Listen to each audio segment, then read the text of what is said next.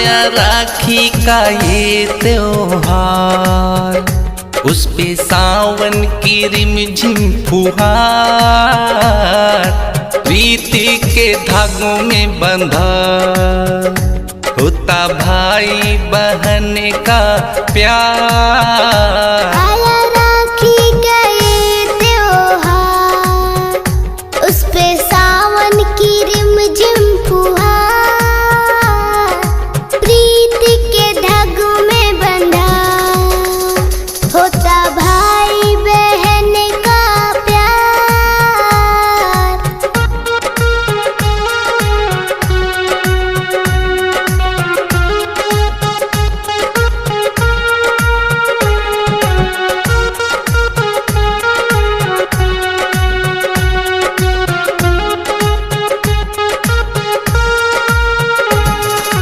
जुग जुग जिए भैया,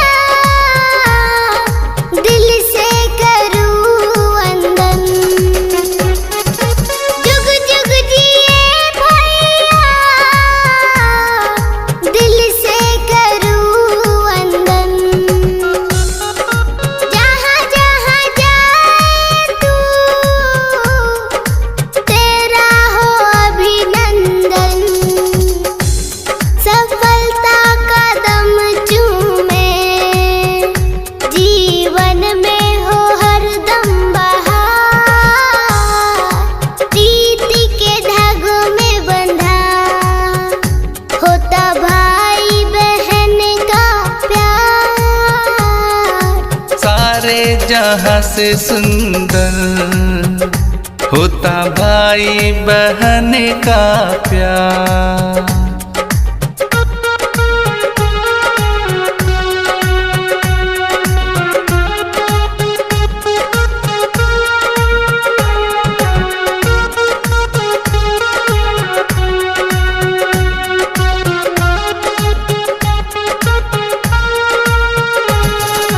बड़ा ही अनोखा है प्रेम का ये बंधन, बड़ा ही अनोखा है प्रेम का ये बंधन। हाँ बहना मेरी मेरे घर का, तू है अनमोल कुंदन। राखी का मुझे है कसम, तुझ पे आए ना कोई भी वार, प्रीति के धागों में बंधा होता भाई बहन का प्यार। यूं ही हरदम हंसती रहे, खुशियों से भरा हो संसार।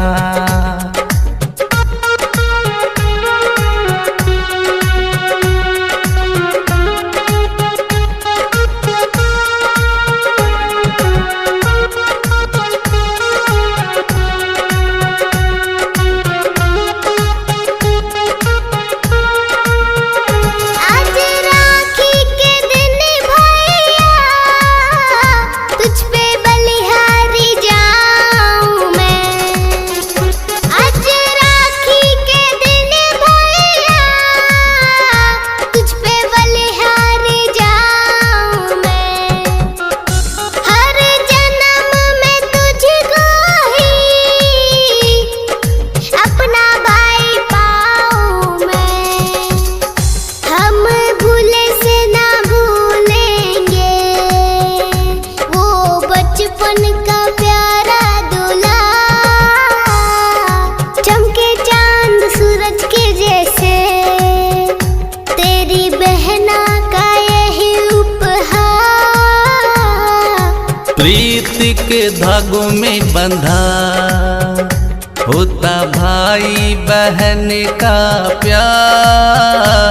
आया राखी का ये त्योहार, उस पे सावन की रिमझिम फुहार,